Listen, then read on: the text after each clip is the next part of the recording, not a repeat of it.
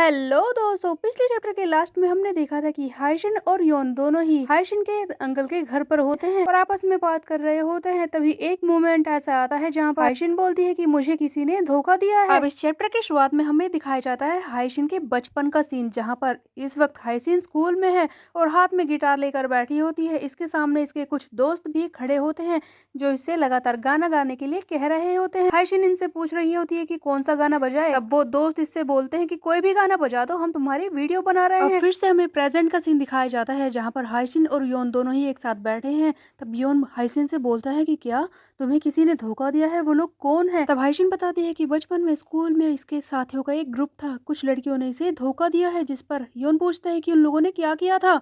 तब हाइशिन बोलती है कि मैं तुम्हें किस तरह से बताऊं कि उन लोगों ने क्या किया। तब योन बोलता है कि अगर तुम नहीं बताना चाहती तो कोई बात नहीं हाइशिन, देखो अगर तुम फिर भी मुझ पर विश्वास करती हो तो जितना चाहो तुम उतना मुझे बता सकती हो, जिस तरह से तुम बताना चाहती हो उस तरह से मुझे बता सकती हो। योन की इन बातों को सुनकर हाइशिन अपने पास्ट के बारे में इसे बताना शुरू करती है। हमें फिर से स्कूल का सीन दिखाया जाता है जिसके बारे में हाइशिन बोल रही होती है कि वो कुछ लड़कियां थीं जो आसानी से मेरी दोस्त बन गई थी। उनको देखकर ऐसा लगता था कि वो मेरा साथ दे रही है। मैंने उन्हें आसानी से बता दिया था कि मैं म्यूजिशियन बनना चाहती हूँ, मैं गिटार सीख रही हूँ और मैं गाना भी गाना चाहती हूँ। वो हमेशा मेरी तारीफें करा करती थी। मुझे ऐसा लगता था कि वो हमेशा मेरा साथ देंगी, क्योंकि जब भी मैं उनकी तरफ देखती वो बहुत ही ज्यादा खुश होती थी। जब भी मैं गाना गाती, गिटार बजाती तो उन्हें देखकर ऐसा ही लगता था कि वो कितनी खुश हो रही है। मेरी तारीफें वो करा करती थी और इसी से मुझे मोटिवेशन मिलती थी।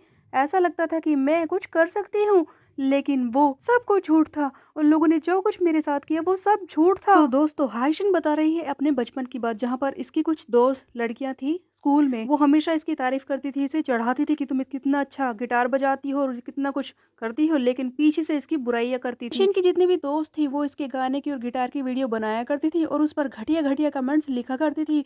और एक दिन हाइशिन ने उन्हें ये सब कुछ करते हुए देख लिया और उसी दिन से हाइशिन का उनसे भरोसा उठ गया, उसका दिल टूट गया। हाइशिन इसी बारे में बता रही होती है कि उन लोगों ने मेरे साथ ऐसा क्यों किया, इसका रीजन मुझे आज तक समझ में नहीं आया। वो हमेशा मुझे चढ़ाया करती थी, मेरी इतनी तारीफें किया करती थी, मेरी वीडियोस बनाकर मुझे फेमस करने की बातें करती थी।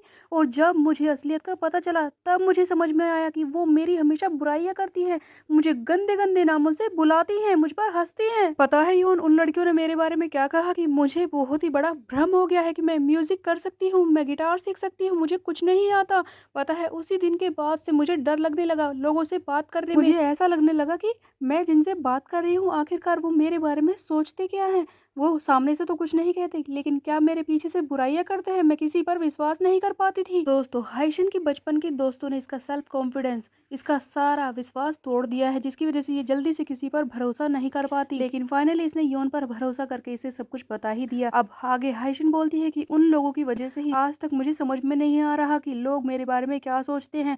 मैं इसी बात से डरती रहती हूँ। अपने दिल की बात बताने के बाद हाइशिन अपने मन में सोचती है कि योन बस यही तो एक वजह है जिसकी वजह से मैं नहीं बता पा रही कि मैं ही वो लॉन्ग आफ्टरनून हूँ जिसे तुम इतना पसंद करते हो। हाइशिन के दिल में योन को भी खोने का डर है दोस्तों। तब हम देखते हैं कि योन इसे समझाने की कोशिश करता है, बेसिकली कंसोल करता है कि मुझे ये सब कुछ बताने के लिए तुम्हारा थैंक यू हाइशिन, तुमने इतनी हिम्मत करके मुझे सब कुछ बताया है।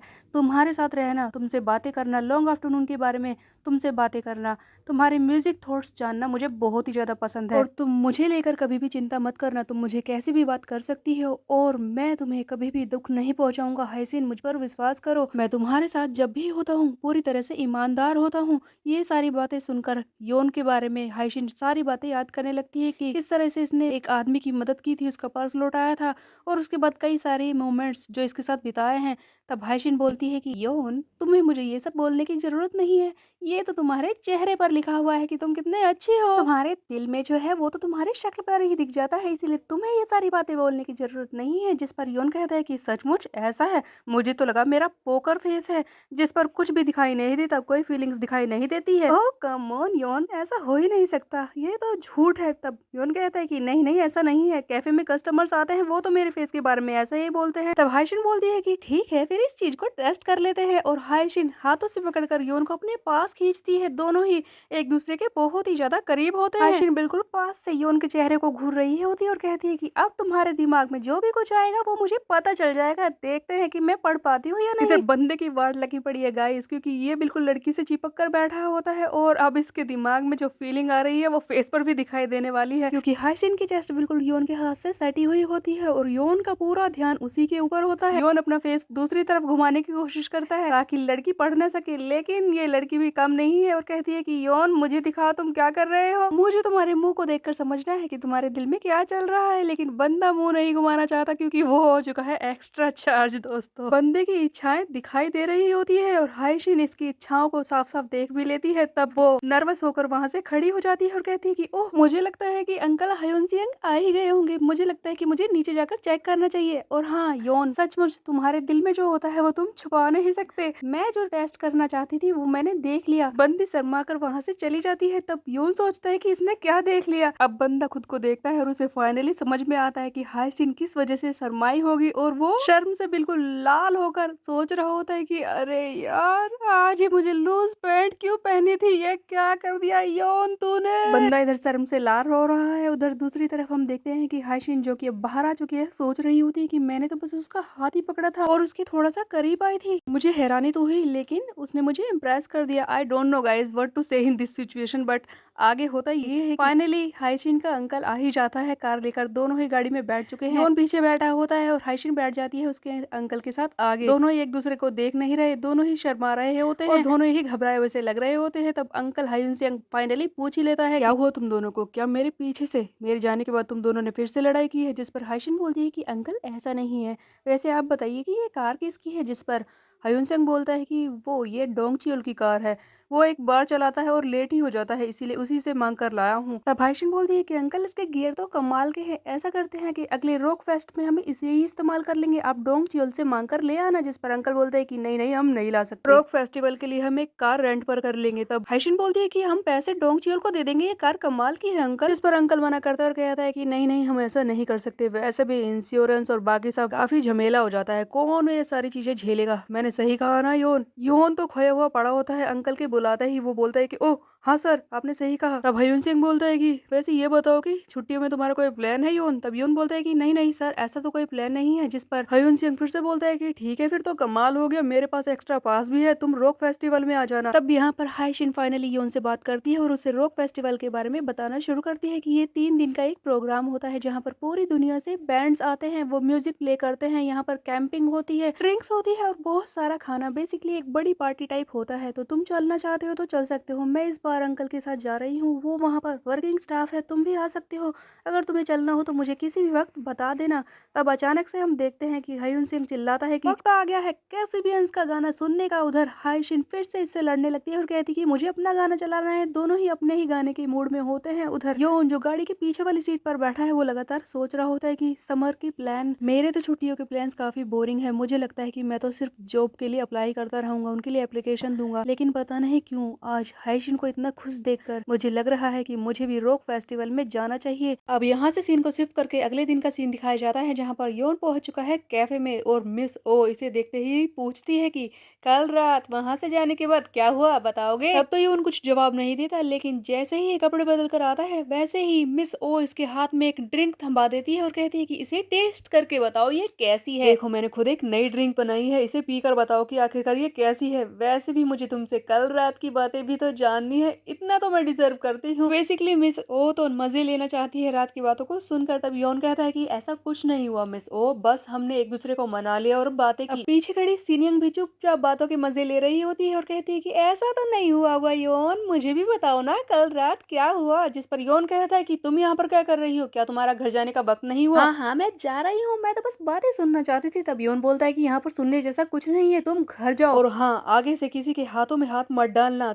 इससे लोगों को गलत आइडिया आ सकते हैं, समझी सिनियंग। अब सिनियंग इस बात का जवाब नहीं देती और मुड़कर जाने लगती है। तब योन चिल्लाता है कि तुम्हें सुनाई नहीं दिया मैंने क्या कहा। तब सिनियंग बोलती है कि हाँ हाँ मुझे बिल्कुल सुनाई दे गया है, साफ साफ सुनाई दे गया, बस करोगे। सिनियंग को थोड़ा सा तो बुरा लगता ही है। तब सिनियंग आगे बोलती है कि वैसे जब मैं अपनी शिफ्ट चेंज कर रही थी, मतलब कि यहाँ से जाने की तैयारी कर रही थी, तभी एक ऑर्डर आया था जिसके बारे में मैंने तुम्हें नहीं बताया है और उसके लिए काफी देर हो चुकी है। योन चिल्लाता है कि तुम मुझे अब बता रही हो। सिनियंग ने जाते जाते अपना बदला ले ही लिया, जानबूझकर ऑर्डर को डिले कर दिया ताकि योन को सुनना पड़े। अब योन जल्दी से इस ऑर्डर को पूरा करने के लिए मेहनत करता है और एक्स्ट्रा कुकीज देकर इस बात को संभाल लेता है। लेकिन जैसे ही योन उस लड़की को ऑर्डर देने के लिए बुलाता है, वो लड़की ऑर्डर लेकर जाती है और अपनी दोस्त को बुलाती है और कहती है कि एरन, तुम्हारा ऑर्डर मिल गया है। तो बेसिकली ये ऑर्डर किसी बंदी का था, जिसे देखकर योन हैरान हो जाता है। ऐसा लगता है कि योन इसे पहले से ही जानता है। दोस्तों, हमें कॉमिक में पहले भी दिखाया गया है कि योन हमेशा किसी लड़की के बारे में बात करता है जो कि इसे पहले छोड़कर भाग चुकी है। ऐसा लगता है कि ये लड़की आर्यन इसकी एक्स गर्लफ्रेंड है जो कि इसे पहले छोड़कर जा चुकी थी।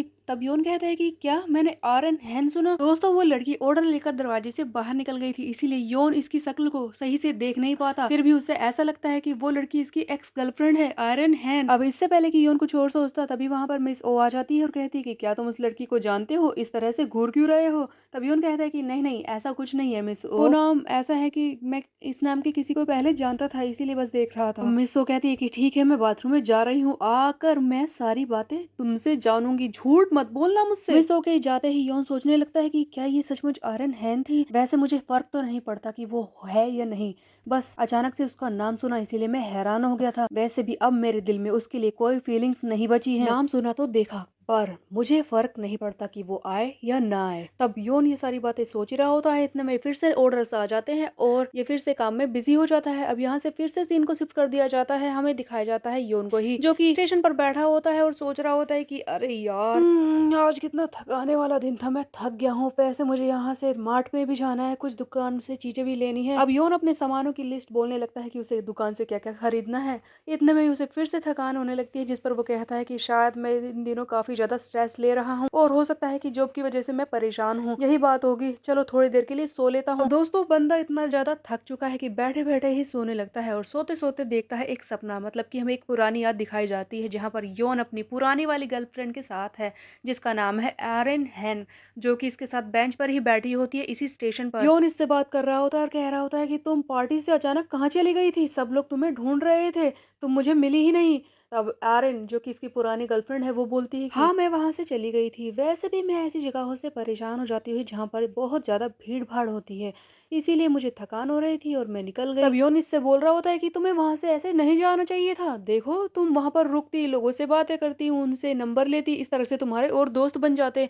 तुम तो अकेले ही खाना खाती हो, मैंने कितनी बार कॉलेज में देखा है, तुम ऐसे क्यों करती हो? तब आर्यन बोलती है कि मुझे उनसे बात नहीं करनी, और रही बात मेरे अकेलेपन की, तो तुम तो हो ना मेरे साथ, क्या तुम मेरे साथ नहीं हो योन? दोस्तों, ये है योन की पुरानी गर्लफ्रेंड जो हमेशा सिगरेट पीती रहती है, इसे स्मोक करने की आदत है। अब ये छोड़कर भागी क्यों, ये तो आगे आने वाले चैप्टर्स में ही पता चलेगा। लेकिन अब यहाँ पर हम देखते हैं कि जैसे ही योन ये सब सपने में देख रहा होता है, तभी आ जाती है हाइशिन और चिल्लाती है, योन क्या कर रहे हो तुम? योन अचानक से नींद खोलता और कहता है कि ओह, मैंने कुछ नहीं किया। तभी योन कहता है कि ओह हाइशिन, ये तुम हो, ऐसा लगता है कि मेरी आंख लग गई थी। तब योन अपने मन में सोच रहा होता है कि क्या हुआ है मुझे? थोड़ी देर के लिए मैं लेटा और मुझे ये सपना आया, मैं एरन के बारे में सोच रहा था। अचानक से मुझे उसकी याद कैसे आ सकती है जबकि हाइशिन मेरे सामने बैठी है? मुझे पता नहीं क्यों बुरा लग रहा है कि हाइशिन के होते हुए मैं उसके बारे में सोच रहा हूँ। तब ये हाइशिन से बात करना शुरू करता है और कहता है कि तुम्हें पता है हाइशिन, आज मैं एक बाहर का ऐप चला रहा था और मुझे मिली उस पर एक प्लेलिस्ट। दोस्तों, योन ने खोल रखा होता है स्पॉटिफाई, जिसके अंदर एक अंडररेटेड प्लेलिस्ट होती है, ऐसे गाने जिन्हें ज्यादा पहचान नहीं मिली, और उन्हीं में होता है लॉन्ग आफ्टरनून का गाना। तभी उन कहता है, देखा, इसके अंदर लॉन्ग आफ्टरनून के गाने हैं, फाइनली उसके गानों को लोग पहचान रहे हैं, सुन रहे हैं। दोस्तों, जब से योनजाई के साथ मिलकर इस लॉन्ग आफ्टरनून ने, यानी कि अपनी बंदी हाइशिन ने एक गाना किया है, तब से ही इसके गानों को पहचान मिलने लगी है। आखिरकार योनजाई को तो सभी जानते ही हैं और उसके साथ काम करने से इसकी प्लेलिस्ट को भी पहचान मिलने लगी है। योन कहता है कि कितनी अच्छी बात है ना, लोग उसके गानों को सुन रहे हैं, पसंद कर रहे हैं, कितनी अमेजिंग बात है। हाइशिन हमेशा की तरह इसकी बातें सुन रही होती है और इसकी खुशी को देख रही होती है। तब योन कहता है कि तुम मुझे ऐसे घूर क्यों रही हो? क्या सोते वक्त मेरे मुंह से लार निकल गई थी? जिस पर हाइशिन बोलती है कि नहीं नहीं योन, ऐसा कुछ नहीं है, मैं बस देख रही थी कि तुम लॉन्ग आफ्टरनून की बातें कर कर कितना खुश हो रहे हो, तुम उसकी बातों से बहुत ही ज्यादा खुश हो जाते हो ना। अब बंदी अपने ही गानों के लिए कितनी खुशी है इसके मुंह पर, वही देख रही होती है। तब योन कहता है कि हाँ हाँ, वैसे मैं उसका बहुत ही बड़ा फैन हूँ, वो सचमुच अच्छी है। तब हाइशिन आगे बोलती है कि वैसे ये बताओ योन, क्या तुम्हारे साथ तुम्हारा फोन हमेशा रहता है? देखो, मैंने सुना है कि जो भी सिंगल लोग होते हैं वो ज्यादातर अपना फोन अपने पास ही रखते हैं। देखो, कोई ऐसी सिचुएशन आ जाए जब तुम बाथरूम में अकेले हो और अटक जाओ, तो तुम कैसे बुलाओगे? तब योन कहता है कि हाँ हाँ, ये डरावना तो है कि मैं अकेले बाथरूम में फंस जाऊं और मुझे कोई बाहर ना निकाले, पर अचानक से तुम मुझे ये क्यों बोल रही हो? बेसिकली दोस्तों ऐसा लगता है कि हाइसिन इनडायरेक्टली इसे नंबर देने के लिए बोल रही है, बट बंदे को समझ में नहीं आ रहा होता है और वो बोल रहा होता है कि पता नहीं क्यों ये मेरे से फोन के बारे में बात कर रही है। अब तभी वहां पर आ जाती है ट्रेन और दोनों ही अपने घर चले जाते हैं। अब यहाँ से योन अपने घर पर तो आ जाता है और अपने सामान जो कि वो खरीद कर लाया है उसे रखने लगता है। रखते रखते योन सोच रहा होता है कि आज मुझे बहुत ही अजीब लगा जब हाइशिन ने मुझसे कहा कि मैं अपने फोन को अपने पास हमेशा रखूं। आखिरकार वो ऐसा क्यों कह रही थी? Don't tell me. ऐसा लगता है कि वो मुझे हिंट दे रही थी कि मैं उसका नंबर ले लूं। बेवकूफों के सरदार हो तुम योन। दोस्तों फाइनली योन को लगता है कि उससे गलती हो गई और उसे समझ में आता है कि शायद उसे हाइशिन का नंबर ले लेना चाहिए था। तब योन सोच रहा होता है कि अगली बार उससे जरूर ले लूंगा। लेकिन इतने में ही एक और हैरानी वाली बात होती है जब योन के फोन पर एक नोटिफिकेशन आती है और योन जब इसे खोलकर देखता है तब वहां पर लिखा होता है कि लॉन्ग आफ्टरनून आधी रात में आज लाइव आने वाली है। योन हैरान हो जाता है कि लॉन्ग आफ्टरनून जिसने आज तक एक फोटो भी नहीं डाली इंस्टाग्राम पर, वो आज खुद आकर अपने गाने की थोड़ी सी लाइव परफॉर्मेंस करने वाली है। ये तो बहुत बड़ी हैरानी वाली बात थी। लेकिन हाइशिन ने लाइव परफॉर्मेंस के बारे में सोचा कब? अब हमें इसी बारे में बताया जाता है। हमें कुछ देर पहले का सीन दिखाया जाता है, यानी कि योन से मिलने से पहले हाइशिन अपने स्टूडियो में प्रैक्टिस कर रही होती है। हाइशिन जोर से गिटार बजा रही होती है और साथ में गाना भी गा रही होती है। इसके दोनों साथी जीवोन और जीहन यहीं पर है जो गिटार बजा रहे होते हैं। हाइशिन के बैंड का चौथा मेंबर है जूयोंग जो कि एक ड्रमर है। अब ये सारे मिलकर कुछ परफॉर्मेंस कर रहे होते हैं, मतलब कि प्रैक्टिस कर रहे होते हैं। तब हाइशिन बोलती है कि आज की प्रैक्टिस की ये एनर्जी काफी अच्छी है, एक्चुअल शूट के लिए इसे बनाए रखना दोस्तों, आज के लिए बहुत अच्छा काम किया। इतने में ही हाइशिन का एक साथी उससे पूछता है कि तुमने अचानक से लाइव परफॉर्मेंस के बारे में कैसे सोच लिया? जब मैं तुमसे मिला था तुमने कहा था कि तुम कभी भी लाइव परफॉर्मेंस नहीं करोगी और अब अचानक से लॉन्ग आफ्टरनून लाइव आ रही है। देखो मुझे तुम्हारे ऐसा करने से कोई परेशानी तो नहीं है, लेकिन फिर भी मैं जानना चाहता हूँ कि तुम लाइव क्यों कर रही हो? फाइनली हाइशिन बताना शुरू करती है कि उसने लाइव आने का डिसाइड क्यों किया। तब हमें दिखाया जाता है एक और फ्लैशबैक का सीन जहाँ पर हाइशिन बैठी होती है योनजाय के साथ उसके स्टूडियो में और योनजाय इसे एक तरह का म्यूजिक सुना रहा होता है, जिसे सुनकर तो हाइशिन बहुत ही ज्यादा खुश हो रही होती है और कहती है कि ये तो पहले से भी ज्यादा अच्छा है, जो मैंने लास्ट टाइम सुना था ना उससे काफी बेहतर है। योनजाय बोलता है कि मैंने इस म्यूजिक पे काफी मेहनत की है, मैंने दूसरे स्टूडियो में इसको भेजा ताकि इसमें और ज्यादा बदलाव लाया जा सके। देखो मैंने तुम्हारा रेफरेंस दिया था लॉन्ग आफ्टरनून का ताकि तुम्हारे स्टाइल में ये गाना बन सके। तब हाइशिन ये सुनकर बहुत ही ज्यादा खुश हो जाती है और कहती है कि क्या तुमने मेरा गाना भेजा इस म्यूजिक के लिए, इस नए गाने के लिए? वाह, वैसे ये बताओ कि एल्बम कब तैयार हो रही है, हम कब उसे लाइव करेंगे? तब योनजाई इसे बताता है कि बहुत ही जल्दी एल्बम तैयार हो जाएगी, मैंने जून के महीने की डेट को लॉक कर दिया है, हम उसी दिन एल्बम को रिलीज करेंगे। दोस्तों योनजाई बता रहा होता है कि एल्बम का गाना तैयार है, उसके मिक्सिंग का उसका सभी ट्यूनिंग का काम हो चुका है, इसके बाद अब उसे जून में रिलीज वो कर देगा। अब इन्हीं सब बातों में योनजाई हाइशिन से पूछ लेता है कि क्या वो लाइव परफॉर्मेंस करना चाहती है नहीं। अब जैसा कि लाइव परफॉर्मेंस की छोटी छोटी क्लिप्स बनाने के बारे में तो योनजाई ने पहले ही हाइशिन को बता दिया था, वो बिना अपने शक्ल को दिखाए छोटे छोटे लाइव क्लिप्स बना सकती है। ऐसा करने के लिए योनजाई ने एक तरीका ढूंढा है जिसके बारे में वो बताता है कि एक विक्ट्री रोज नाम का बैंड है, जब भी वो परफॉर्मेंस करता है ना तो उनकी स्टेज के आगे एक लंबा सा पर्दा होता है जिस पर वो अपने विजुअल को दिखाते हैं। बेसिकली उनकी शक्ल तो नहीं दिखती लेकिन उसके पीछे से लाइट पड़ रही होती है तो उनकी परछाई उस पर्दे पर दिखती है और वो अपने गाना प्ले करते हैं। इस तरह से उनकी परफॉर्मेंस होती है। इसी बारे में योनजाई हाइशिन को बता रहा होता है, जिसे सुनकर तो हाइशिन बहुत ही ज्यादा खुश हो जाती है और कहती है कि हाँ हाँ मैंने उनके बारे में सुना है, वो तो काफी अमेजिंग है। तब योनजाई कहता है कि मुझे तो पता ही था कि तुम्हें वो पसंद आएगा, आखिरकार तुम्हारे म्यूजिक स्टाइल का ही तो है। वैसे देखो हाइशिन, तुम भी इसी तरह से परफॉर्मेंस कर सकती हो, इस तरह से तुम्हारी शक्ल भी सबके सामने नहीं आएगी और पर्दे के पीछे से बस तुम्हारी परछाई ही दिखाई देगी और तुम लाइव परफॉर्मेंस कर पाओगी। तो क्या सोचती हो इस बारे में? दोस्तों आइडिया तो काफी अच्छा था कि पर्दे के पीछे से हाइशिन अपनी लाइव परफॉर्मेंस करे, इस तरह से उसकी शक्ल तो नहीं दिख पाएगी, लेकिन हाइशिन को थोड़ा सा शक होता है। तब हाइशिन पूछती है कि तो तुम मुझ पर इतनी मेहनत क्यों कर रहे हो, और इस तरह से तो काफी पैसे खर्च होंगे, नॉर्मल परफॉर्मेंस से भी ज्यादा पैसे खर्च होंगे। अब योनजाई बोलता है कि हाँ हाँ वैसे मैं जानता हूँ कि पैसे तो काफी लगेंगे ही, लेकिन मुझे लगता है कि इस तरह से गाना रिलीज करने से काफी फायदा भी होगा। देखो तुम्हारे फैंस इस चीज को बहुत ही ज्यादा पसंद करेंगे कि तुम लाइव परफॉर्मेंस कर रही हो और तुम्हें सुनना चाहेंगे। देखो आयशिन, ये बहुत ही अच्छा आइडिया होता है। देखो इस तरह से तुम अपने फैंस की शक्लों को देख सकते हो, वो तुम्हारे बारे में क्या सोच रहे हैं, उन्हें गाना पसंद आ रहा है या नहीं, उनके चेहरे की खुशी, वो फीलिंग कुछ अलग ही होती है। उसी खुशी के लिए तो हर एक आर्टिस्ट मेहनत करता है, उसी खुशी से ही तो मोटिवेशन मिलती है आगे जाके और ज्यादा मेहनत करने की, अच्छा काम करने की, क्योंकि कोई भी अपने चाहने वालों का दिल नहीं दुखाना चाहता। हर कोई यही चाहता है कि जो भी उसकी परफॉर्मेंस को पसंद करते हैं वो आगे उसके बारे में अच्छा ही बोले। और हाँ, एक और अच्छी बात तो यही है कि जितना ज़्यादा मैं मेहनत से इस एल्बम को रिलीज़ करूँगा उतना ही तो मुझे फ़ायदा भी होगा, पैसे भी काफ़ी बनेंगे। दोस्तों, आप लोगों को क्या लगता है कि ये योन जो है सचमुच इतना ज़्यादा अच्छा है कि हाइशिन के आवाज़ को प्रमोट करने के लिए सिर्फ़ ये सब कुछ कर रहा है ताकि वो दुनिया के सामने आए, या फिर इसका अपना भी कोई फ़ायदा है? कहीं ये हाइशीन को पसंद तो नहीं करता? शायद इसीलिए इतना सब कुछ कर रहा है। ख़ैर, ये तो आगे ही पता चलेगा। अब योनजॉय की बातों को सुनकर उसी वक़्त हाइशीन ने डिसाइड कर लिया था कि वो एक लाइव परफ़ॉर्मेंस करने की कोशिश ज़रूर करेगी। एक छोटी-सी तो क्लिप बनाएगी ही। हाइशीन आगे सोचती है कि मुझे नहीं लगता था कि ये योनजॉय गाने के बारे में इतना सीरियस है। मैंने हमेशा इसके बारे में ऐसे ही सोचा कि ये तो बस म्यूज़िक बनाना चाहता है, इसे फ़ैन से कोई फ़र्क नहीं पड़ता। बट आज मुझे पता चला कि ये सचमुच फैन्स क्या सोचते हैं इस बारे में भी फ़ील करता है। और इसकी बातों को सुनकर मुझे समझ में आया कि ये क्या बात कर रहा है। जब मैं योन के चेहरे की खुशी देखती हूँ तब मुझे असली मोटिवेशन मिलती है और मैं जानती हूँ कि मुझे क्या करना है। सो दोस्तों, जब योन हाइशिन का गाना यानी कि लॉन्ग आफ्टरनून का गाना सुनता है, जब उसके चेहरे पर वो खुशी आती है, सिर्फ उसी खुशी के लिए हाइशिन लाइव परफॉर्मेंस करने को तैयार हो गई है दोस्तों। और सिर्फ योन के बारे में ही सोचते हुए उसी वक्त योन जय से हाइशिन ने बोल दिया था कि वो लाइव क्लिप बनाने के लिए तैयार है, वो उसके साथ लाइव परफॉर्मेंस करने को भी तैयार है।